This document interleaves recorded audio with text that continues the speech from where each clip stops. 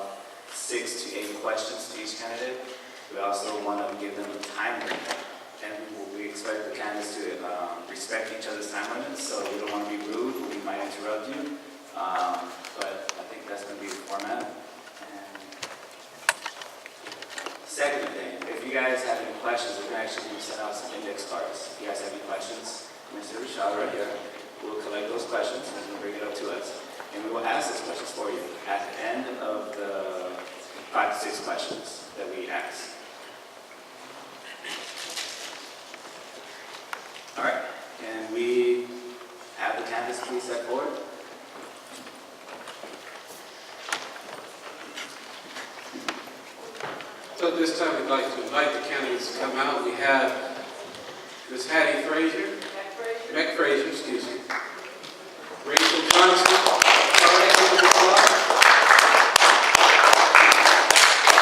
George McKinnon, Olivia Hill, Charlotte Newbell.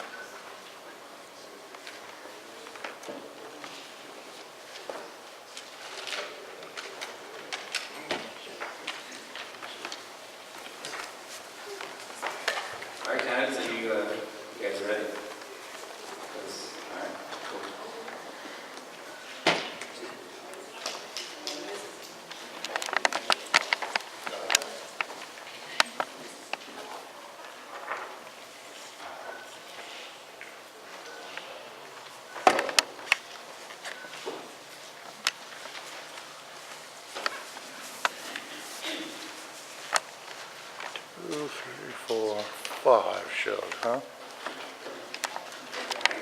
Candidates, welcome. Thank you for being here. I'm actually going to give you guys 2 minutes because I think we're actually missing another candidate. So you guys will actually have 2 minutes to answer each question. Please excuse me, I'm actually putting it on my phone now. So as Rashad said earlier, I'm actually a resource teacher at a local school here, and I work at a charter school. That being said, most of the questions I'll be asking will pertain to that. So the first question that I will ask is actually kind of a little bit to the side was, can you share one experience managing organizations with large budgets and/or administration? How do you feel it has prepared you to serve on this Board of Education? We'll start with you, Matt, please. Yes. Can you hear me? Is this on? Yeah. Good evening, everyone. My name is Rachel Johnson, candidate for Ward District 1. In addition to being a 30-year educator with LAUSD, I am also an elected official for the City of Gardena. Every single year, we manage an operating budget of approximately $50 to $60 million. And that includes making sure that all of our services are being executed and our citizens are serviced. We make sure that all of our employees are paid, including benefits and contributions to their pensions. So every single year, I've been an elected official since 2001. I was originally the city clerk, and as an elected official in the city of Gardena as a city clerk, as the elections officer, I managed a budget of approximately $90 million, especially when it was election year. So I do have the capability of managing large budgets, supervising employees, analyzing budgets, and making sure that all of our citizens are supported and our employees are supported. As a city clerk, I managed an office staff of approximately 10, more than that during election year. So I do have the managerial and expertise, financial and fiscal expertise that will allow me to segue into the school board position with that kind of management and fiscal knowledge and budget analytical knowledge and expertise, in addition to my practical knowledge as a frontline educator for LAUSD for 30 years. Thank you. Next candidate, please. Good evening. That just shows you that Rachel is efficient and effective. She's conserving energy. She's conserving energy. My name is Janikia Huntley Hayes, and I am also running for Board District 1. I served on the school board from 1999 to 2003. From 1999 to 2001, I was the president of the school board, and then the budget was $6 billion, larger than the budget for the entire city of Los Angeles. As the president, I was the person who actually worked with the superintendent, worked with the budgeting office to actually prepare the budget and to be able to make sure that that budget met the needs and the mission of LAUSD. From 2005 to 2013, I was on the Los Angeles Board of Fire Commissioners, and for 6 years I was the president of the Los Angeles Board of Fire Commissioners, where as the head of the fire department, I managed a budget again of about $27 million that had to spread over all of the costs that one would think about that a fire department provides to the citizens and the residents of the city of Los Angeles. For 2 years, I was also the special trustee to the Compton Community College District, where there was again a budget that was about $57 million. And as a special trustee, it was my job to in fact oversee that budget and to make sure that all the educational needs and resources were delivered directly to the students that matriculate at Compton Community College District. So I'm familiar with large budgets. I'm familiar with the complexities of putting a large budget together. And one of the things that I believe in is sensible accountability measures. So you really do have to make sure that line by line, you are developing a budget that comes from the perspective of how do we increase student outcomes. The only reason that you should look at a budget, especially for a school district, is because the budget reflects your priorities. Thank you, candidate. You're welcome. Thank you. Okay.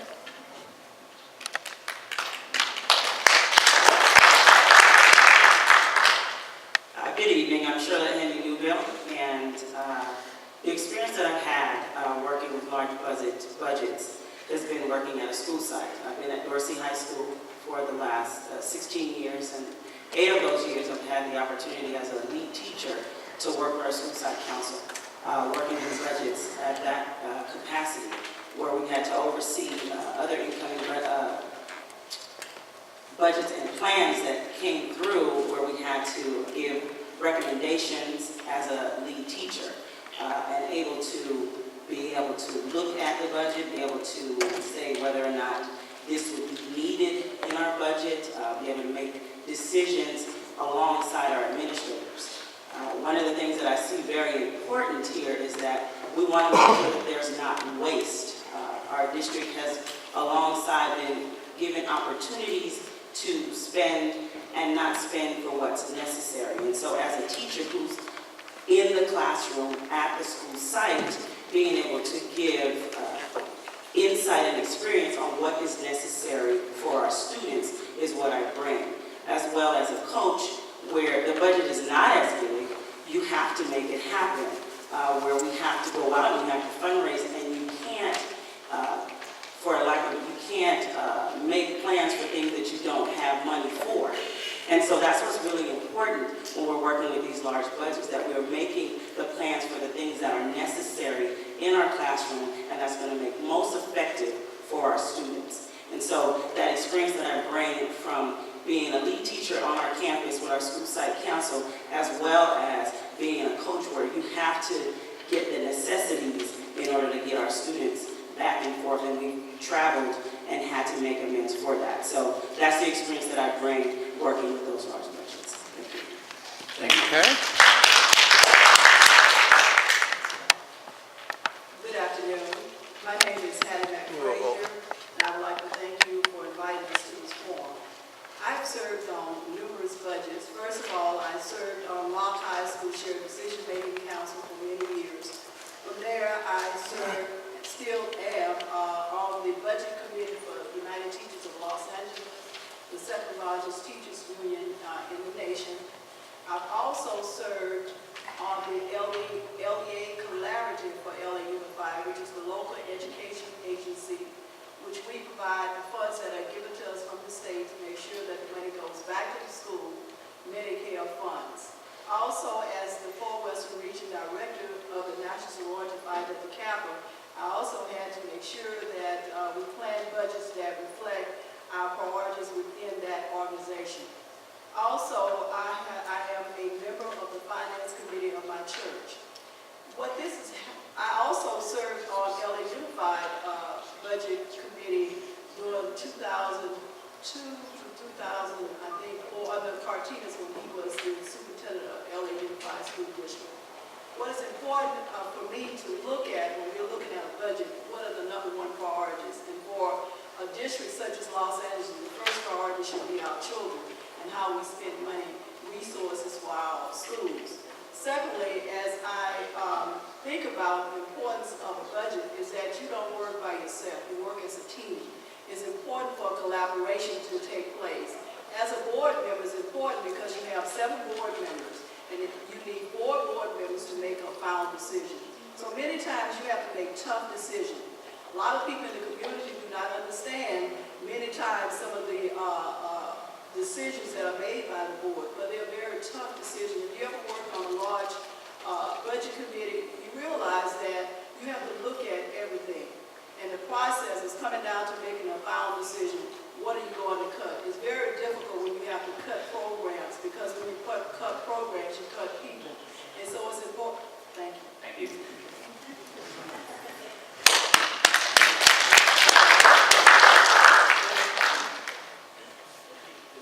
Yeah, I didn't say me. Me. I didn't say me. I've been, Just hold up your fingers when you get to where it is. I think I have served in 4 different school districts. I've been a superintendent in each one way or the other. I've been a local district superintendent in Inglewood Unified 5 different years. I've been a superintendent in Inglewood Compton for 6 years and Pasadena for 6 years. I've overseen multi-million-dollar budgets. When I say multi-million-dollar, $100,000, $200 million budgets in multiple schools. I'm very familiar with budgets. I had to prepare budgets, I had to approve budgets, I had to implement budgets. One of the toughest things to do is how to implement a budget in the time of cutbacks, when it affects employees, when it affects services, and what do you keep and what do you not keep. I can tell you that when I was at Inglewood, we avoided a takeover by the state because of some cuts that we had to make, which were serious cuts. Even though we had some opposition from the board about how much money we should spend and avoided a fiscal takeover, Inglewood subsequently was taken over 10 years later after I left. But we avoided that by budgeting and neutralizing some pressure, political pressure to give money because there were groups that were saying we deserve, and didn't care if the budget went into a deficit. I also donated my own salary. I think I was the highest rated ranking volunteer in the history of the state of California. When I was in Pasadena, gave up my salary that year to protect the employees who were aides in the classroom, library aides, police services, and worked in the cafeteria. They were really cut, and so I donated my salary. That's not something I ever said, but I did it voluntarily. That's it? Oh, I think it was So I am very familiar with budgets, and I'm a math major, so I know how to have it.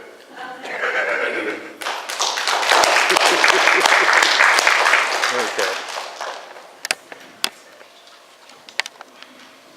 All right, let's give everybody a round of applause so far for coming out here.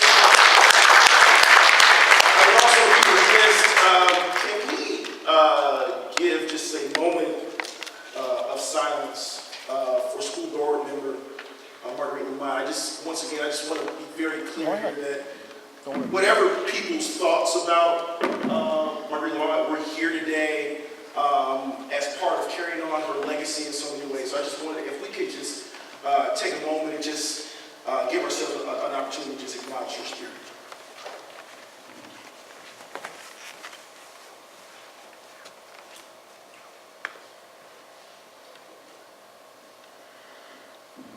Thank you. Couldn't be in a black church and not do that. And so, Raul has allowed me to change some of the questions that I was going to ask. Just simply, and I'm not running clearly, but I think a couple of you know me, know that I know LAUSD pretty well. I'm also an adjunct professor at the community college system, so we get a lot of prepared and unprepared LAUSD alumni. And I also do a lot of work in Sacramento around early childhood education, so the kids who are coming into the system unprepared. But politically, this question is going to really be a political question. There's been an argument, once again, this is no dispersion on the previous board member, but there are many in District 1 who feel like over the last decade, District 1 has not been able to get 3 votes to move policy, to make whatever changes in District 1 possible. So at the end of the day, while you're running for school board, there's 3 other votes that you need to be able to organize at any given moment to move anything. And I know you need to know that, and other people who've been on the board or been around LAUSD knows that. We have 3 members of the board who are currently affiliated in some way, shape, or form with UTLA, which none of you have been endorsed by. We have 3, multiple, it was not UTLA, it was SEIU 99 that did the endorse. My bad. Well, a multiple endorsement, really is endorsement in my opinion. And then we have 3 other folks who could be wild cards, or 2 other people who we know in the quote-unquote so-called reform camp. So the first question really is, what skill sets, what qualifications do you have to organize 3 votes in addition to yourself to move policy on the school board given its current makeup? And we'll start with In the same order? Okay. Well, thank you for that question. As an elected official currently in the city of Gardena, I am one of 5 different people with 5 different agendas representing different areas of the community. And so what you have to do is you have to look at issues that come across your table. You have to look at it issue by issue by issue. And what you have to do in developing that collaboration, developing that collegiality, with those particular issues, what is the bottom line? Achievement, learning achievement for the students of LAUSD. And what is the most effective and efficient way to achieve that bottom line? Now, when you say board members that are affiliated with UTLA, I am a member of UTLA. I've been an educator for 31 years. A member of UTLA for 30 years. But what you have to do is when you're moving into a body like the school board or an elected position like a city council member, you have to take what you know on what your experiences are, and you have to be able to collaborate. Sometimes you might have to, what I should say, bend a little for the good of the organization, for the good, overall good of the students and of the children. So you can't always go in with the mindset, I am a UTLA person, or I'm a charter school person, or I am this kind of person, or I'm that kind of person. When in fact, if you keep that kind of mindset with those blinders on, then you will not develop the kind of collaboration that's needed to move policy forward and to affect positive change for the students of LAUSD. So you have to come in with that kind of mindset. Yes, I have this experience. I'm a union member, and I believe in the mission of my union. I wouldn't be a member for 30 years if I didn't. But I also have to understand that you have to kind of change that.